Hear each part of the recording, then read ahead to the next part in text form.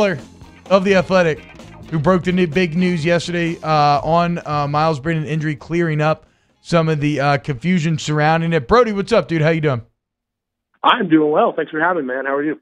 I'm doing well. What's your favorite ice cream flavor?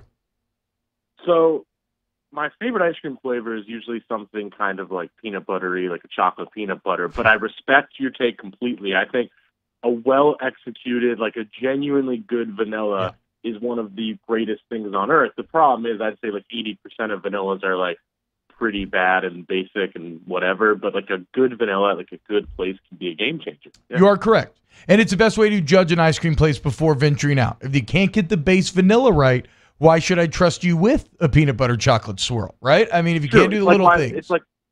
I always start any pizza place I go to. Yes, I like weird flavors, but I will always get a pepperoni pizza first because I need to figure out the fundamentals. So I'm with you. Yes, exactly. Oh, wow, Brody, sometimes we're just right in line, which is why you should listen to the Hold That podcast brought to you by Athletic. We just recorded a new episode yesterday, found wherever podcasts are found. We'll tweet it out and stuff later throughout the day as well. Again, Brody, before we get into the Miles stuff, you are a Philadelphia 76ers fan.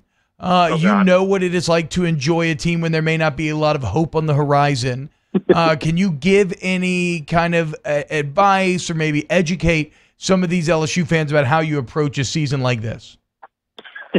Saddest question you've ever asked me.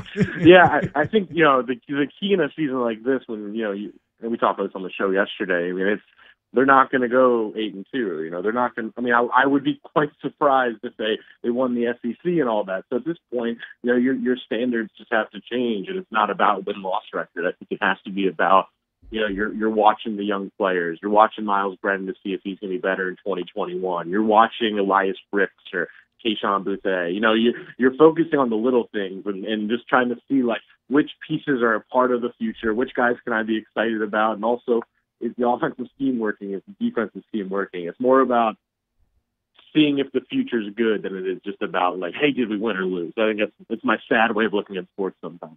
and it's look, for LSU fans, it's like you look at this defense, you got to figure out the pieces you like, what needs to change, and really just apply that to the whole team. We're gonna get a look at a couple kids that we've never really seen before.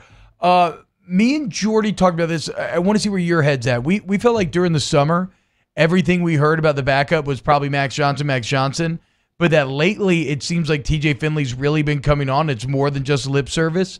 And I guess it kind of makes sense because, in the summer we're talking about 3 practices that you got to see versus now, weeks and weeks of practice. Like, do you feel, how are you feeling about the 2 freshmen in competition with one another? Yeah, I'm with you because I just always leading up into fall camp just thought Max Johnson was clearly the obvious number 2.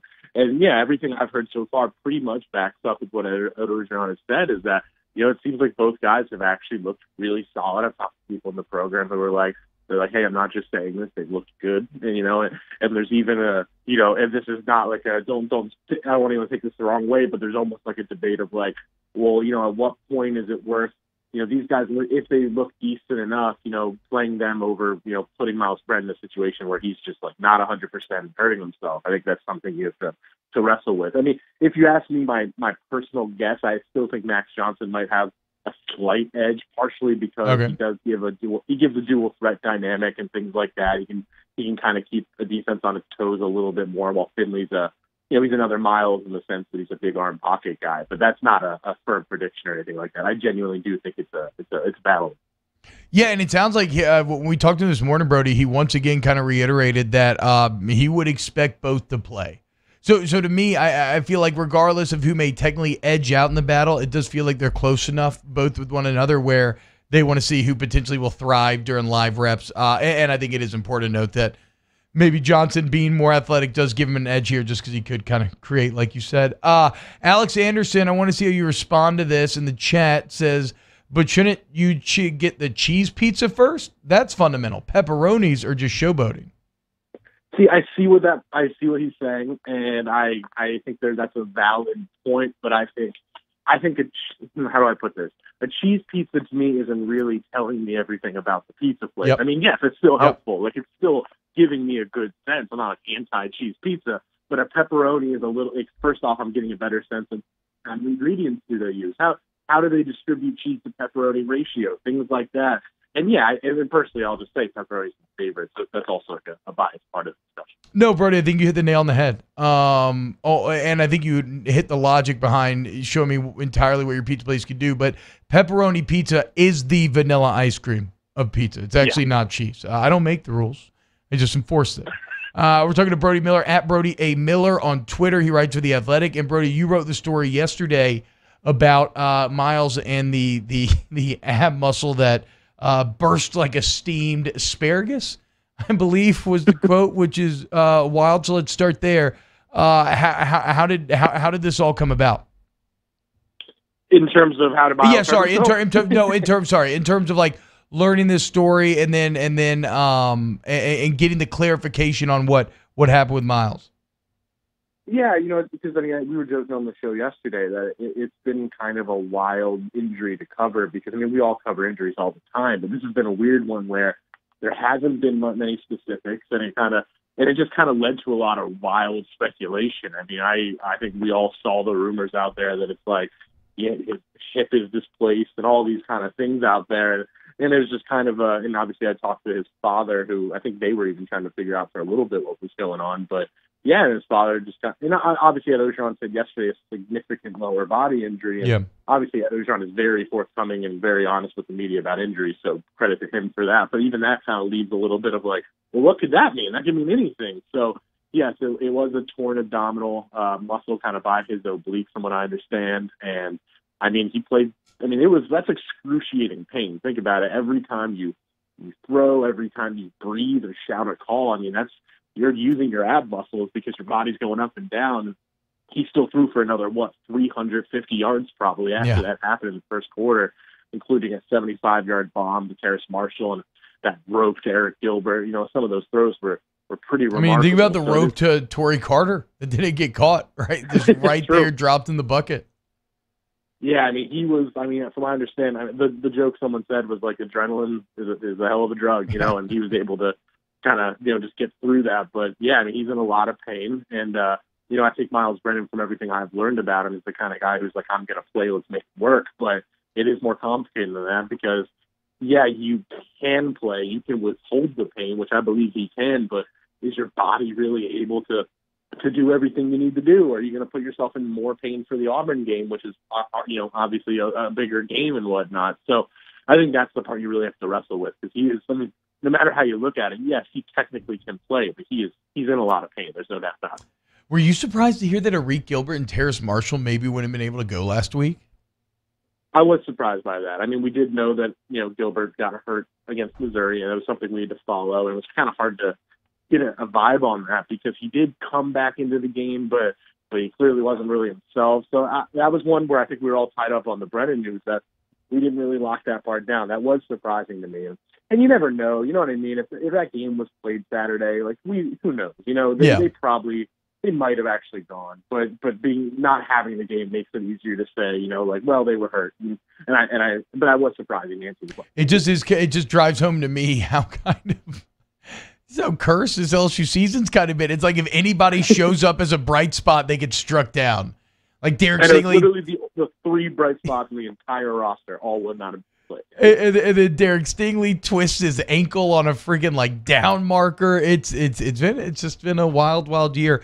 All right, Brody, before we let you go, actually, I want you to do this. Explain for our listeners, because you wrote an article this summer about Miles' toughness that maybe should have told us that this could have maybe been the expectation with him. Tell us about the time he sliced his arm open in high school. Yeah, I think this is just a good example of, Miles is kind of a different kind of cat in that sense, and a little Burrow-esque in just this sense, at least, in that, so basically his sophomore year at St. Stanislaus, he, basically I think it was the third quarter or so, it was like his fourth career start.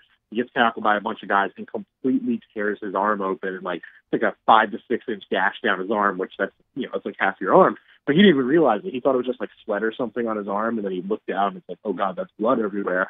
So then they're like, all right, you got to go to the hospital. You have to, hop in the ambulance. Let's go. And he just kind of looked to his coach and his trainer, gave them a look to basically be like, all right, let's wrap it up and let's see what we can do.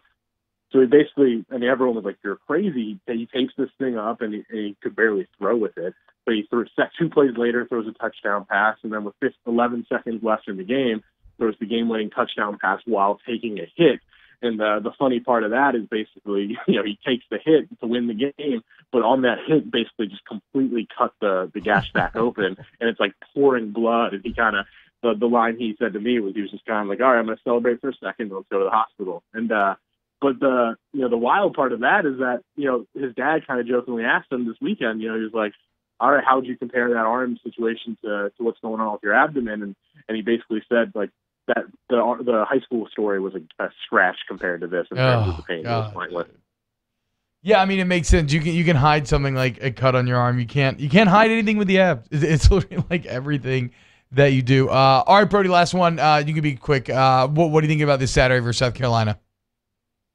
Yeah, I mean, obviously the Brennan thing is a huge factor there, but then you know that Brennan's not really going to be 100%. So, yeah, I think it's going to be a ball game. I do, because I think I think LSU is better than South Carolina, even with how they've played. Just in an overall aggregate sense, they are a more talented football team, and you would think they'll get things on track after 2 weeks off and whatnot. But yeah, I mean, I think it's going to be a toss-up game, especially if you're playing a true freshman. That definitely makes this game, I would imagine, I wonder what the spread will be if Brennan's out. I would imagine it's close to a toss-up, but I still, at the end of the day, just think this is where LSU kind of gets things on track, because if this defense even plays okay, I think they can win this game. So I'll pick LSU by a little. Brody Miller, at Brody A. Miller on Twitter. Follows work on The Athletic. You can go to theathletic.com/holdthatpodcast for $1 a month sign-up deal. How about that? Brody, thank you so much, and I'll talk to you soon. Thanks as always, buddy. Later, mine. For real, I think the podcast is very fun with Brody. It's about an hour, 40 minutes to an hour every week. If you just want like a super condensed breakdown of LSU stuff for that week. All right, when we get back, NFL Roundup here on OTBOT. OTB, OT.